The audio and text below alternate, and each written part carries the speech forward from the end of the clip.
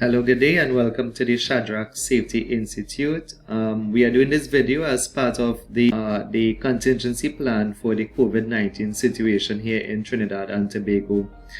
This video is meant for the second class on a Saturday, the class that gets going from around 10:30 to 2 p.m. in the afternoon. Just some information concerning the video. We are not putting it up as is, so there would be, and we have seen before, a couple of issues at the start of the video. So if you hear me repeating something that is already in the video, it would possibly mean that they had a bit of a software issue, and we are trying just to make sure that we capture the main points of the video. So this lesson is on, I think it's chapter 3 in the textbook, the NG1 textbook. Unfortunately, at the moment, I don't have my book at hand. Hopefully for the next lesson I'll get my book so I can direct you to the pages of the lesson. So this though it's about 70 something slides to those who got this PowerPoint email to you all already, and it was meant to be over 2 to 3 sessions. So what I'll do, I'll just do perhaps a piece of it now, maybe till about 30 slides, and next week we'll put out the other part of it, and then the following week the other part of it as well. Right, all students, you are reminded to subscribe to the YouTube channel. You can do that by just putting in Shadrach IOSH into YouTube, and you can put a comment. The comments would be what we are using to take you off on the attendance register, right? So once you have a look at it, I think I know some of the students anyway, right? Jeffrey or Nigel Bola, right? Just put in Nigel here or Jeffrey here that you have seen the video, right? Of course, don't put a comment if you have not seen the video. Take a look at it, and we'll try to make these videos at least for this class anyway, just about half an hour long, right? So we'll keep the school going on Saturdays. I know that most places are doing the same thing anyway, but we have had this channel for, right? So if you haven't subscribed us, give us a subscribe. That would actually place us higher in the search engine whenever someone types in Shadrach Safety Institute, right? So to get into this lesson, please remember that the office is also open in Duncan Village. You can still do your class assignments, homework. You can email them to me. You can drop them at the office. We will be taking a look at them, and you can I guess look at your I was gonna suggest the project, right? But I know that part of that is actually on YouTube already, but I guess we'll have to do another video for you all on that particular assessment, right? So let's take a look at it. We are looking at health and safety culture.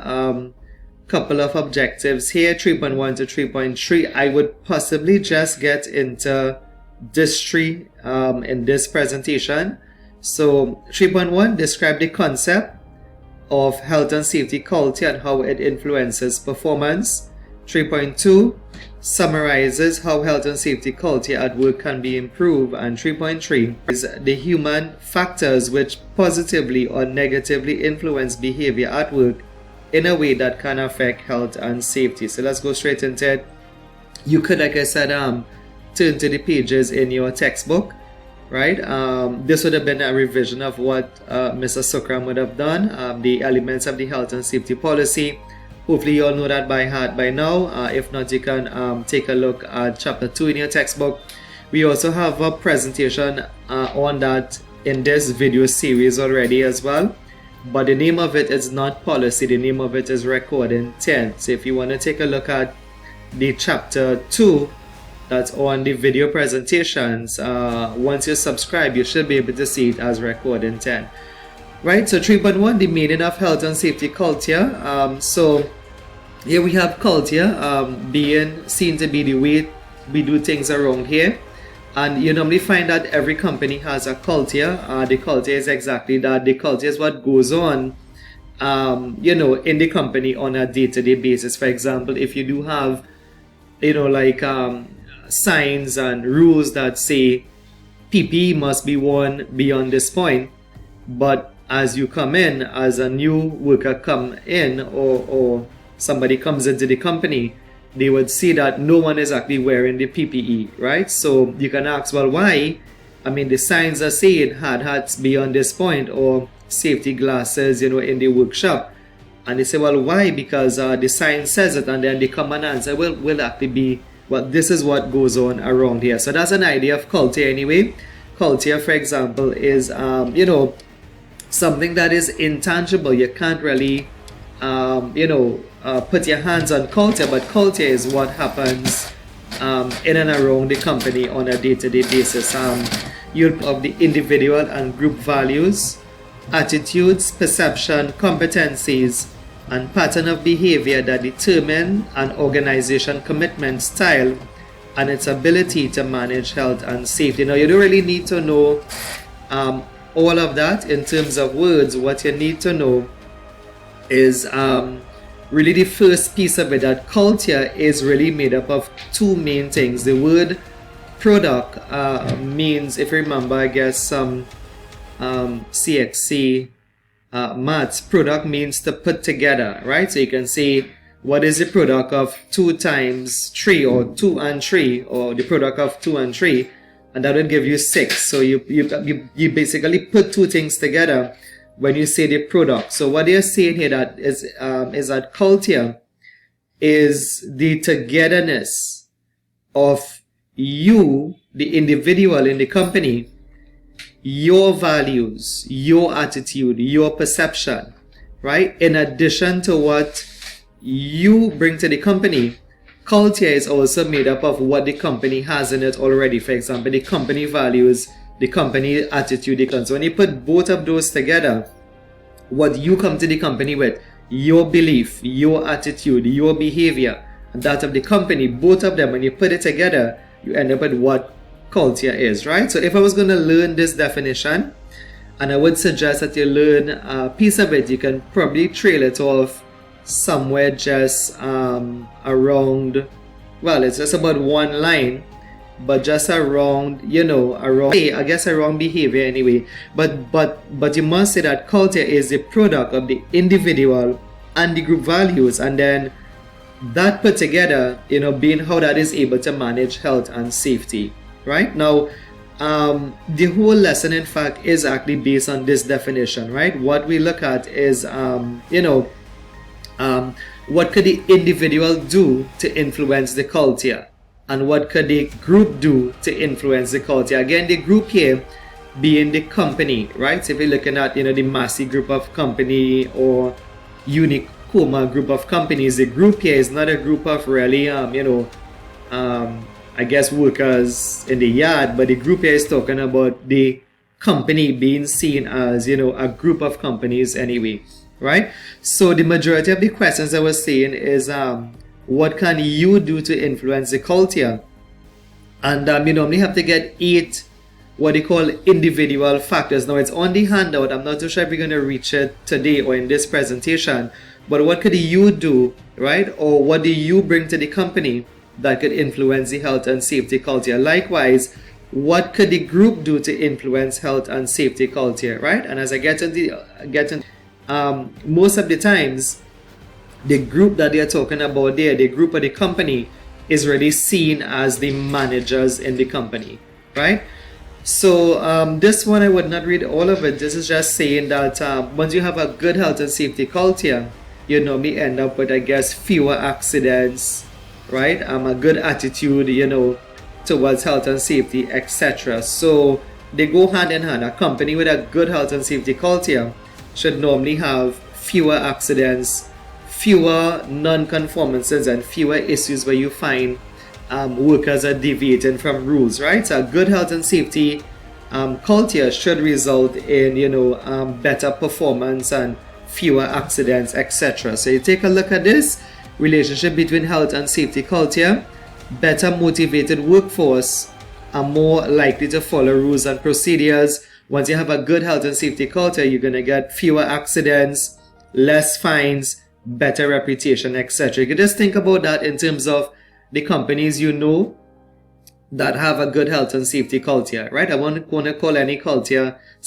any company, by name, but you must know those better companies and those that have, a rigid health and safety system, those that say things like, we get the job done safely or not at all.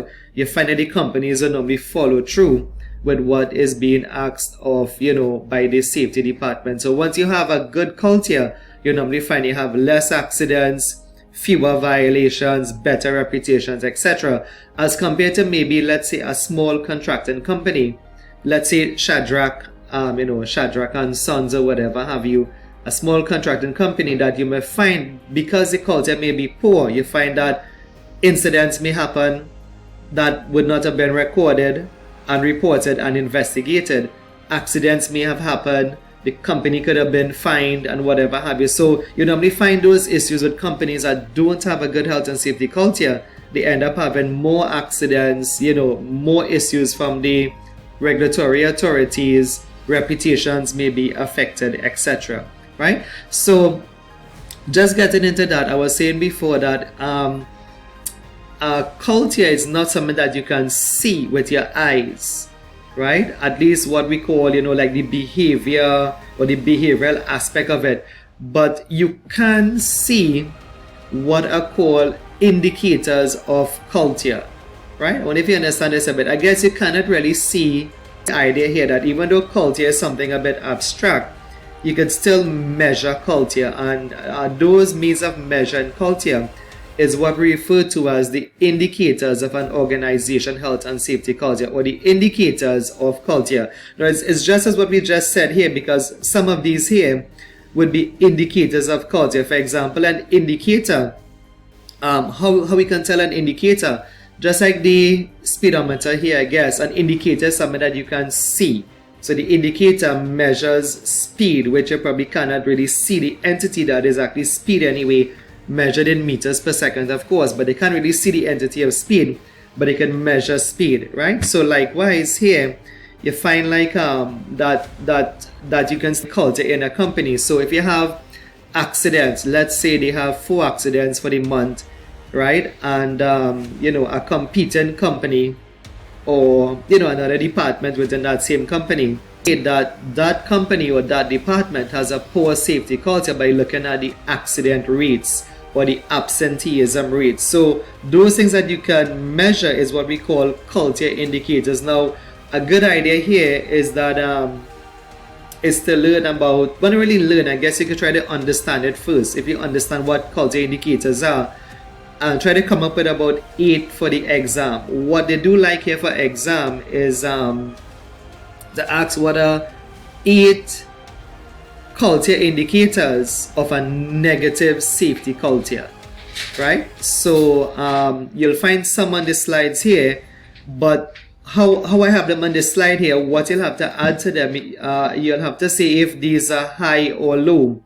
For example, a high accident rate or a high number of accidents would be an indicator of a negative safety culture. A low accident rate will be an indicator of a positive safety culture. Alright, think I get it a bit. So you just have to add high will make them bad, low will make them good. I'll just do another one, right? So for example, a high rate of sickness absence, could be, an indicator of a negative safety culture.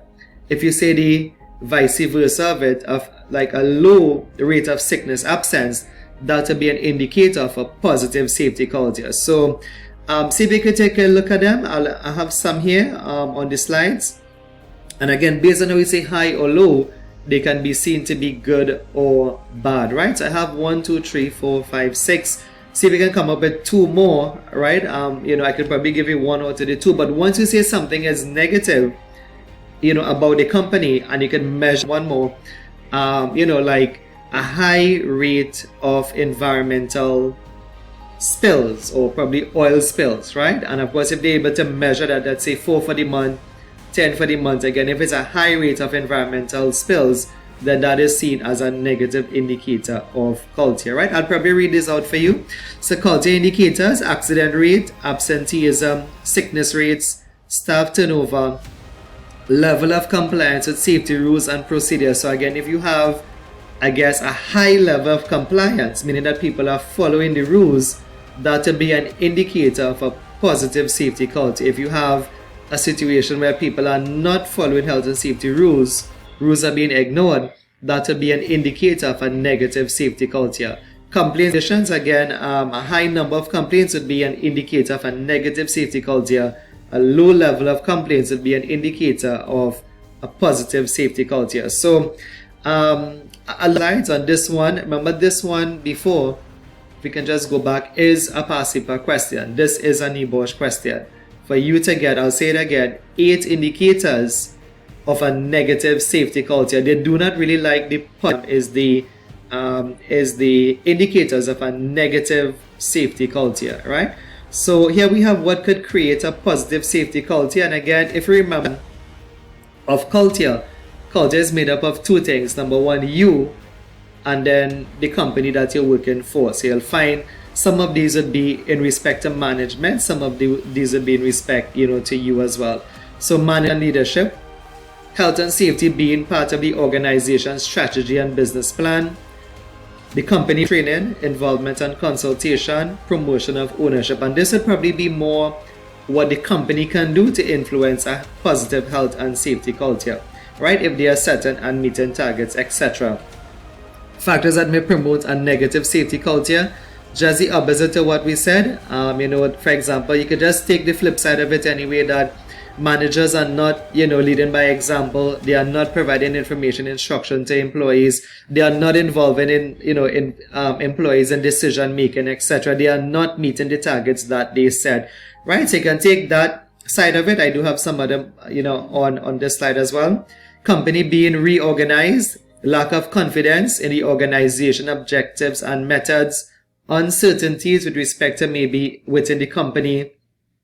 Uncertainty can also be things like, like you're not too sure what they expect from you.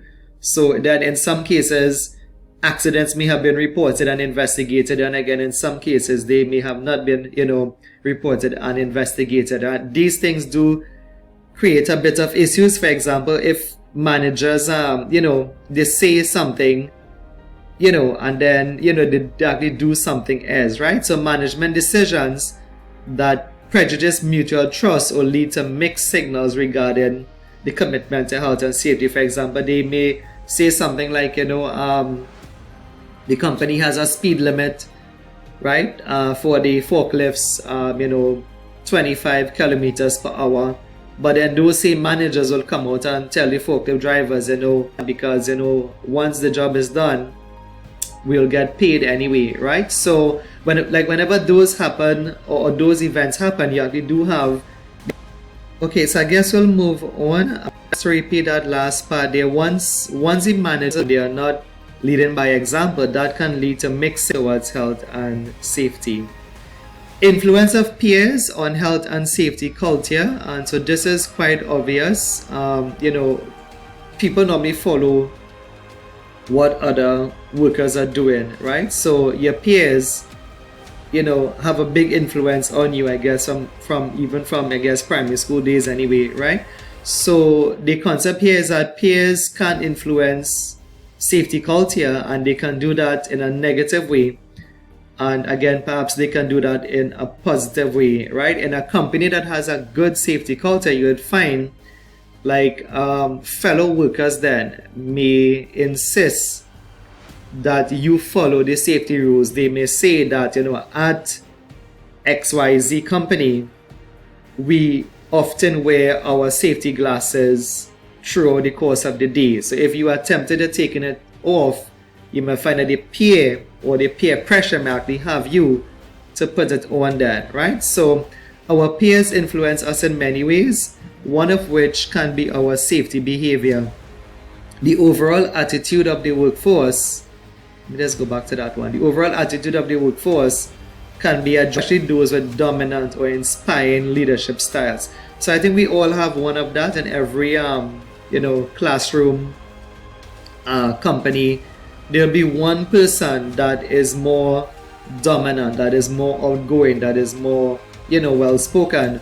And if that person could be the champion for safety, if that person would have told you, like for example, put the boxes down and use a pallet jack and use proper techniques, etc., that could be a positive influence for health and safety. It is therefore that the belief and perception of the group, right, would soon also be that of the individual group. So what are they saying here? They're saying that if the majority of the workers believe in safety and you come by as a young employee, you would soon believe what the group is doing, right? So the idea is to have, the group believing positively for health and safety. If the group believes negatively, for example, if the group believes that safety is not important, and then you get in there, I guess with your NEBOSH qualification and your values and your belief, that you may find that sooner or later you would end up doing what everybody else is doing, right? Unless if you have some backbone and you are willing to make a stand for health and safety anyway. But it is the belief that sooner or later the belief of the group influences the individual work, and that actually has to do with the definition. When they spoke about on the first slide that culture is made up of you and the group, the truth is that if you were to represent them, right, I do have a board here, if you were to represent them, right, for example, like most people tend to refer these like on a Venn diagram. If you had to represent culture, it's normally represented where you have the bigger circle here represents the group and the smaller circle represents the individual. So even though they would have said that culture is made up of the individual and the group, what you have to know is that the majority of the influence is actually with the group. Whatever the group believes, sooner or later that will trickle down to whatever the worker believes, right? So even if it is the group and the individual, it's really not 50-50. It's probably about 70% of culture have to do with the group and about 30% have to do with you, of course, right? So it is therefore, the last line again, the belief, right, that whatever the group believes, right, that the perception of the group would soon also be that of the individual worker, right? So it is hoped though that the group or the peer have a positive outlook of health and safety, and again that should trickle down to the individual, especially new workers that are coming into a company, and that they would soon learn the right thing to do, of course. So that has a lot to do with managers, leaders, directors taking an active role in health and safety. Right, let's move on a bit. Yeah, so we have peers can influence health and safety behavior by being present for safety meetings, personally wearing PPE, reporting accidents and incidents, effectively communicating with managers, taking part in inspections if needed, taking an active role in safety campaigns, stopping unsafe work and insisting that it is done in a safe manner. I don't know if you can see the latter piece of it here. The screen cuts off there anyway, but I'll read it again. And insisting that I guess a lot that the group can do to influence your health and safety. So improving health and safety culture 3.2. Based on what we just said, a lot of it is up to the managers. Senior managers are culture drivers and so their commitment to health and safety is essential. If the organizations treat health and safety as a low-level task, then the organization will fail to manage health and safety, which would influence culture. Health and safety policy and procedures should also be endorsed by senior management so as to engage them. We'll keep on with the reading here. So visible commitment to health and safety motivates employees towards their commitment as well. Management should practice what they preach. Managers should praise good performance and be as visible as possible when they do it. Health and safety should be a part of the agenda in management meeting. Appropriate use of disciplinary measures can also be used as a tool of promoting health and safety standards. Managers can take an active role in workplace inspections, full cooperation with fire drills and other emergency training exercise, identifying and keeping up to date with legal requirements such as the Health and Safety at Work Act and the Management of Health and Safety at Work Regulations 3. Right, so let me just slow down here a bit. So I think that there is a question here, and I kind of read those out because I wanted to finish it to let you know what the question was. So the question here, I suppose, is a flip side to that of the individual, right? Just as I said before, they can ask you what is 8, individual factors that could influence culture, and again, as well as another participle, what are 8, culture indicators. Another question here is, what would be 8 management indicators of a positive health and safety culture? So they can specify managers there, they can say directors there, like what will be 8 things the managers can do, the directors can do to influence health and safety culture. So that's what we started to do here. However, though, for example, like this point here, I think is where it starts to get a drum. What they will need, though, they will need 8 real answers. What I mean real answers, you cannot say things then like managers should lead by example. That's not too much of a real example, of an answer. So you have to give them 8 real things the managers can do to influence health and safety culture. So if you see from the second to last point here, that when the managers meet, health and safety should be an agenda item in their meeting, right? Not the safety meeting, this is the managers meeting, right? So health and safety should be an agenda item in one of those meetings. If, for example, somebody would have broken a safety rule, let's probably say smoking, the person should be disciplined. Discipline is how they would be visible when they, manage health and safety, right? Or when they try to influence culture then, right? But the discipline is what will be visible. So everybody will know that Frank was sent home for 3 days, for some illegal substance, right? So that is what is visible. See, if they don't do that, then everybody will get the idea then that we can smoke or we can do what we want in the company. That sends the culture down. Remember, culture is made up of the managers and the individuals. So that's 2 ways, and I'm saying that you have to come up with the ways that are real ways and not just say vague terms, not just say things like managers should lead by example, or they don't like that as an example, nor should you say something like they can give mixed signals. You have to be explicit with what you're saying. So that's what I have on this slide, that the managers can take an active role in workplace inspection, full cooperation with fire drills and other emergency training exercises. Again, if you understand that point, most times you have a drill, sometimes the managers are the ones not to take part. They could be meeting with, $1 million client, and then they are the ones not to take part in the drill, right? So that is 4 real ways, and believe it or not, the 5th one is actually a real way too, if you know your laws, right? Now, Regulations 3 of the Management of Health and Safety at Work Regulations 1999, this acronym to the bottom here anyway, the latter had to do with risk assessments, right? So you can, I guess, be up to date with their risk assessments, or at least perhaps, right? So again, it should I guess, give me a reason to move on, right? I had to review what we just did there. Point.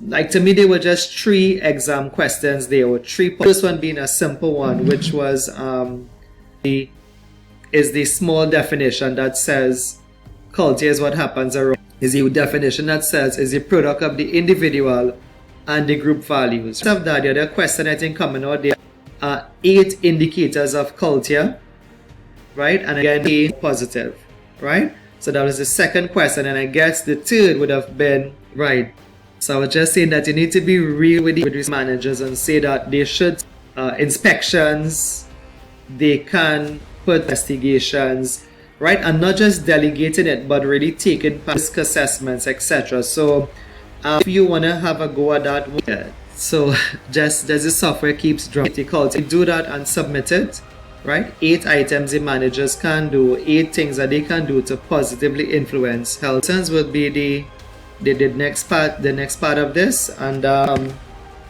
we'll come to the definition and the next slide. Of course, 10 laws that are say Regulation 7 of the Management of Health and Best Practice, but it is a requirement in the UK regulations. So the definition of competence, this to go down a bit, right? So competence is defined as a person with practical and theoretical knowledge as well as sufficient experience of a particular health and safety aspect to allow for the assessment of the effectiveness in relation to its objectives, targets, and functions. Again, quite a mouthful. This one has come for exam as well. I guess again you can't get away by just getting the first piece of it correct. You must be able to say that competence has to do with somebody that, well, not really both because it's actually 3, but the person has practical, theoretical, and experience. That is what makes somebody competent, right? So everybody can have like a certificate, theoretical knowledge, but if you don't have the experience, you are not seen to be competent. Then again, somebody can have the certificates, they can have the experience, but they don't still know the hands-on way of getting the job done. So that's the practical aspect of it. But if you have your certificates, you have experience behind you, and you know how to get it done, right? Practically, that is what classifies you to be a competent person. So you could get away with this definition if you just know the first piece of it there, sufficient experience, but that is able to manage health and safety anyway, right? So now I think this is getting a little bit into the second lesson. I've just seen it, I've crossed 30 minutes there. I guess I'll finish off this concept here. This will be the last one, but not the last slide. This is actually 3 concepts in one anyway, right? So just to make it flow, right? I know this software is given a bit of an issue as well, right? But the idea here now is this is still on culture, right? I mean, so that's the thing to know, that this is still chapter 3, even though the heading has changed.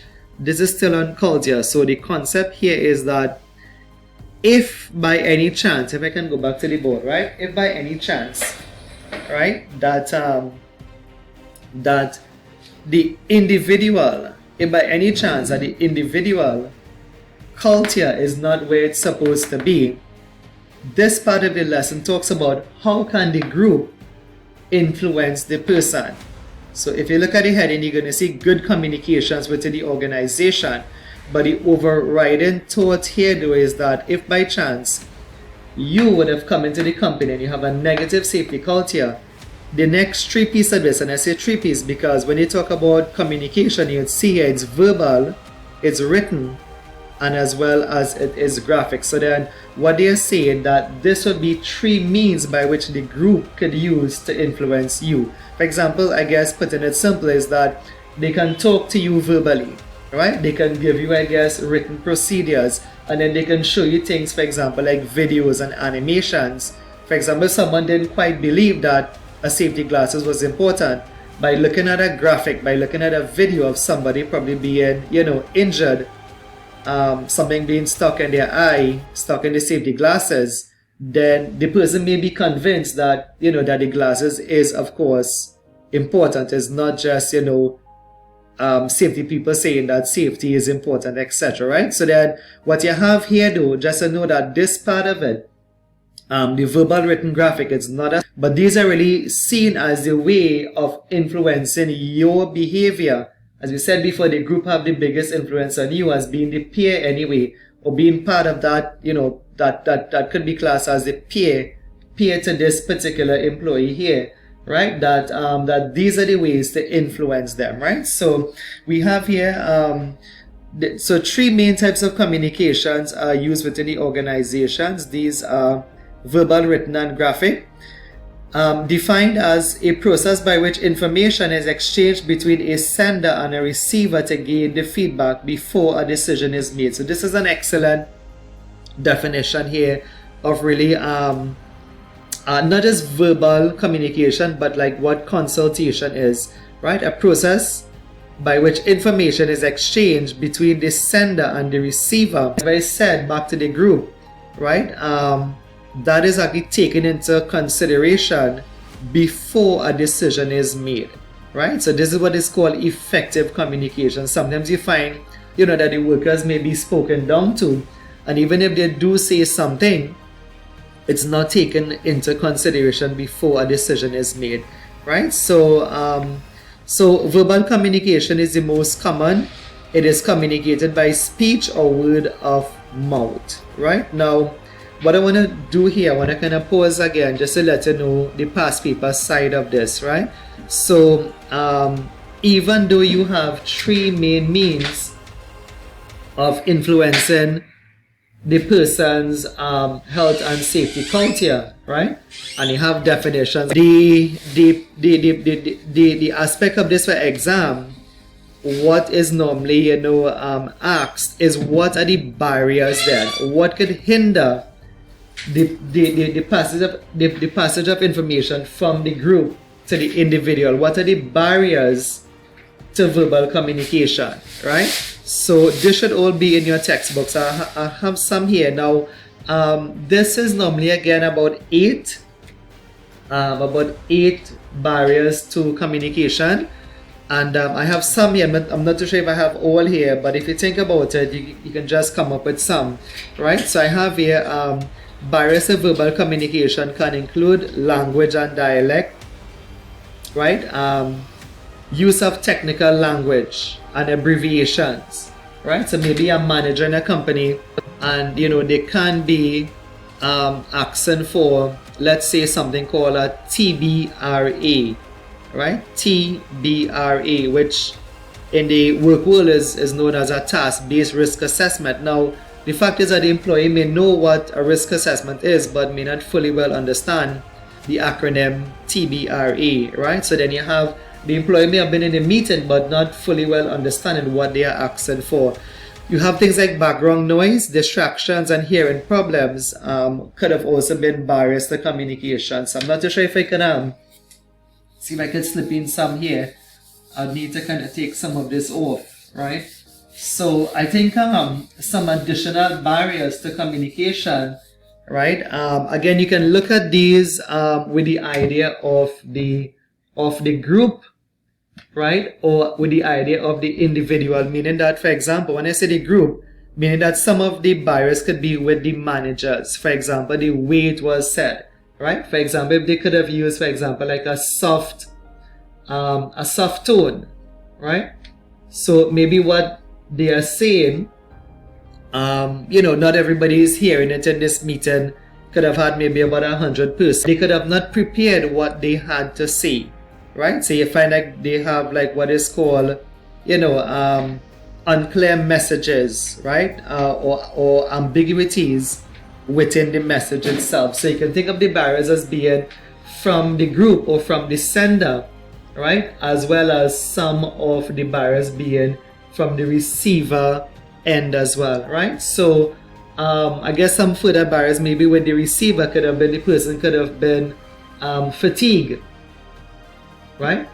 Person could have been fatigued and tired. The person could have been stressed out then, right? The person could have been working, let's say, a 12-hour shift for 6 days in a row, right? So some of them would just be, for example, the person could have been bored, right? Or boredom would have been, some further barriers to communication, right? Lack of interest, right, is also a good one, right? Especially, in workers who are a bit, disgruntled, workers who are not too happy, etc., right, with what's going on in the company anyway. Sometimes it's kind of difficult to get them involved in safety if they have no interest in that company, right? Maybe they would have given their story before. Maybe they would have been the one, informing the managers that, the forklift is leaking, etc. And then no one is taking them on. So then why should they now come and listen to what you have to say in the meeting? So a lack of interest. So I do have some there. I think there's about 4 there, and I have some here as well. You can look at your book.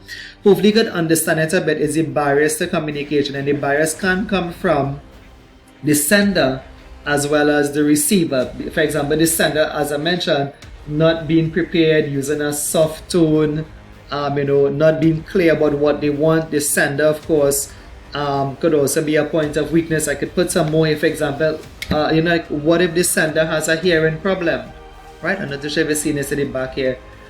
All right, so what if the sender have a hearing problem, right? A genuine hearing problem, etc. Something to do with their ear, right? Tinnitus, so acute acoustic trauma, right? So all of those could have been barriers to verbal communication. So this is actually just a straightforward question. The question is just as it is. What are some barriers to verbal communication anyway, right? So I can move on. Right, and I have here just how could the verbal communication be conducted. So verbal communication allows for the giving of information close to where work is to be done.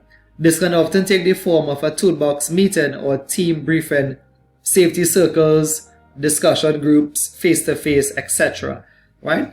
A particular paper that you can probably give this a try on your own. I'm not going to focus on that here. I want to finish up the lesson probably before the hour is actually completed anyway. Explain why is it important to use a variety of methods to communicate health and safety information in the workplace.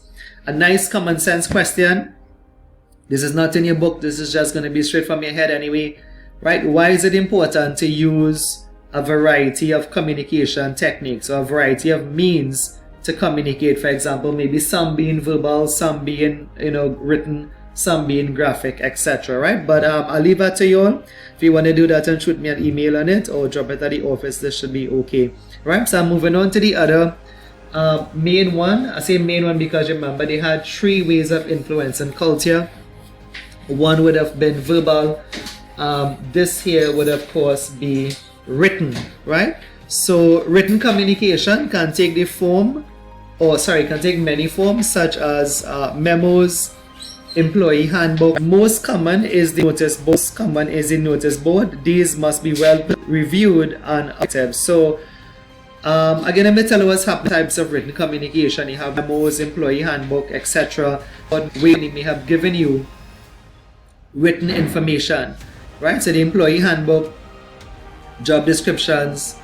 So that's okay. However, though, we do see, and the reason for going into the notice board is that we do need passive questions access a notice board, right? So this is actually one to the bottom here, right? Identify 8 items exam before. I guess before I click this slide, you can think about it. What they want here to do as any information is not what we do in Trinidad, but it's really the health and safety information that you might, an excursion coming up on the weekend, or maybe a barbecue, right? To board is really 8 health and safety that before we click. Well, I guess if you're looking at the video, you can probably pause it and have a place on health and safety notice board, right? Think about it a bit. I'm kind of frightened to start work, but then I know so this is specified that again that this is a note, right? It's not the general notice board. Anything else, not accounting, not anything else, but health and safety information. So I would have listed them here. A health and safety poster. Now this is a requirement in the UK. You can probably check it in your textbook. They have a picture of it. Some information in the notice board. Details of first aid arrangements. Details about HSE targets and actual performance against them. So that would be like your KPI sheet for the month. The health and safety poster is there again. Minutes of the last committee meetings. Emergency evacuation and persons with responsibility. A copy of the employer's liability insurance, right? So you can think about that a bit. What is 8 information you can put on the notice board, and come up with some. We do have maybe about 5 or 6 there. You need to come up with 8 pieces of information to be placed on a health and safety notice board, right? So I'm just thinking about maybe you can probably put there, if you're struggling for answers, please just probably give it a try. You can probably put it in the comment section and I'll be able to take a look at it anyway, right? Of course, most of it will be in your textbook, so you can have a look at it or just reason it out a bit.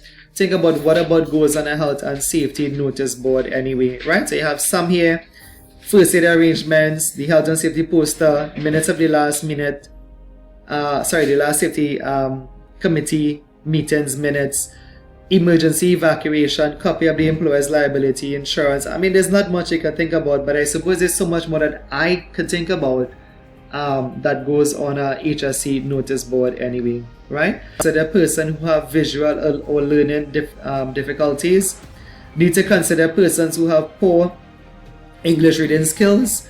And this latter piece here about other limitations, this actually has been a question, like what will be, like what are some disadvantages of using a notice board, right? What is the disadvantages of using a notice board as a means of communicating health and safety information? So again, that is something that you could probably put your minds to. I can give you a start.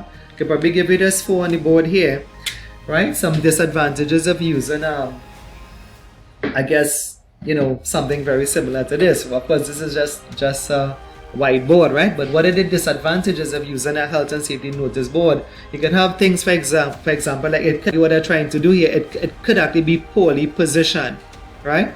So the notice board could be poorly positioned, and this is in the workplace, of course, right?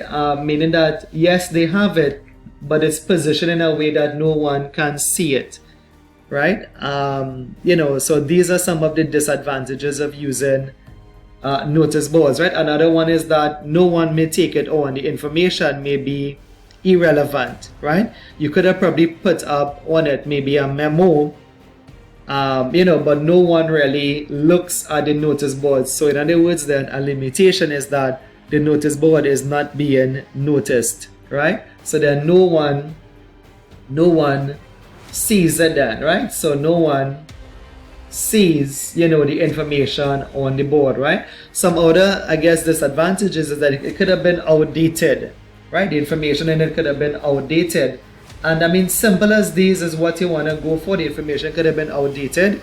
Simple like that, would have been, what are the limitations of a notice board anyway, right? Of course, we mentioned to the first slide that some persons may have visual or learning difficulties. So again, if you do put up something that is written and you have workers who cannot read, then it's going to be a bit of a problem for them anyway, right? So I want to do the last one. I'm seeing 10 minutes again, and I want to do the last means of communication. So we had verbal, we have written.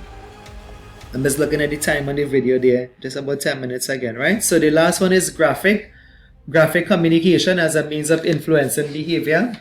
So we really this one is the least famous one for exam anyway. So you have this is communication by means of drawings, photographs, videos, film, company intranet, and devices that utilizes some means of electronic or digital medium. Advantages that they can use, or that the information disseminated is relevant and simple. The disadvantage of graphic communication: too much reliance on electronic medium as opposed to face-to-face communication may result in a loss of a personal touch. Case in point is what's happening now anyway. Disadvantage of graphic communication: see message due to fine print, poor positioning of the electronic medium such as a projector leading to disability glare, right? So I'll stop here and I'll just kind of review the latter part of it anyway, right? I think I already reviewed the first piece with culture, right? And you having to know that culture is made up of the individual and the group, right? And the passive questions come on, for example, like what are culture indicators? And of course, based on if you say the company has had a high accident rate, that could be a negative safety culture. If you have a low accident rate, that seems to be a positive safety culture. So the latter piece of this though had to do with how could you influence the person's culture using communication. And there were three main means of communication: verbal, written, and graphic, right? So each of those have the definitions inside of them. What is verbal communication, etc. With verbal, though, the most common aspect of it is what are the barriers to verbal communication, as well as how could the manager communicate with the employees. And of course, answers to that could be like face-to-face, toolbox talks, safety meetings, discussion groups, right? I guess internet forums, whatever have you. So those are ways of communicating, but at least the participle focus has been what are the barriers to verbal communication, such as poorly prepared messages, or the worker being tired and fatigued, or he has a hearing problem, or whatever have you, right? The second means of communication, written, would have been via memo and the company's handbook and forms and permits and whatever have you. But the most of the line of notice boards, and really what information goes on the notice board, 8 health and safety information that is placed on the notice board, and then what are the limitations of using a notice board. For example, it could be poorly positioned, right? The information in it could have been outdated, right? No one notices the notice board except for it, as well as you can look at it as a means of a passive. But the latter one and the last one still on the slide, disadvantages of graphic communication. Oftentimes this is via the projector, etc. And the issues with these is that there's too much reliance on technology anyway. So that's one, loss of a personal touch. But then you have power failure, unable to use, the see fine print and whatever have you. All of those would have been disadvantages of graphic communication. As a means of interest, as I mentioned, the latter one is not too famous for exam. Verbal and written is much more famous for exam, right? I'm going to stop this one just about here. There's the same PowerPoint for next week, so I'll do this lesson next week. I have been actually talking for about an hour now, and again, there are places where the video would have skipped, right? You would have, I guess, if you're looking at the whole lesson for 1 hour sitting, you would see that, I guess you'll pick up the errors, but as you mentioned, we are not editing the video. That takes about an hour again.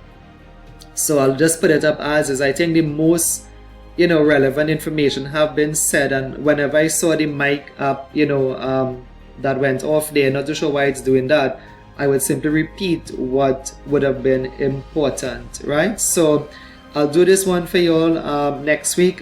We would advise you, please do your questions, the questions on these slides, right? And again, if you have your book, the NG1 book has a lot of nice questions. At the end of the chapter, those of us who are using that textbook anyway, perhaps maybe for the first class on a Saturday morning, if you're using your textbook, it's the same concept. At the end of every chapter, you do have questions at the end of every chapter, right? So you can do these. I want to see them. I guess this is the way of keeping in contact. If it's just the videos alone, I don't think it's enough. You have to do the work that is stressed on it as well. I did mention about 3 or 4 participles here, beginning from what are culture indicators. If we could come up with 8, do them, type them, send them over to make it actually put some in the comments if you want. I would actually correct them right in the comments as well, right? Please remember that the office is open in Duncan Village for any things that you need to get between the hours of about 8:30 to 2:30 p.m. Just call us before. My cell number 489-2426, the office 652-9077. We will try to email the PowerPoints to you all, but again, this is the same PowerPoint for next week as well. So this will take this Saturday, the 21st of March, as well as 28th of March, right? It's the same PowerPoint, so we would not need to email this second class any new PowerPoints. It's the same PowerPoint. However, there will be another video capturing this piece that I'm kind of scrolling down through here, right? Safety committees and consultation. And if you read the whole handle, some of what we said is actually on point 3. Some of it is here. some of the individual factors that could influence health and safety, person stress level, person language, person education. So some of it is on the whole slide as well, but you need to read the whole lesson, right? So attitude, aptitude, these things are not meant for you to learn. This is just an exercise saying that, you know, all of these is part of culture, the person's attitude, behavior, perception. So you do not need to learn any of these. These are just supplementary information, you know. Anyway, this is a nice one if you want to have a go at this, I guess, at this one at home. See if you can give this a read. Sorry, my mistake. So you can give this a read.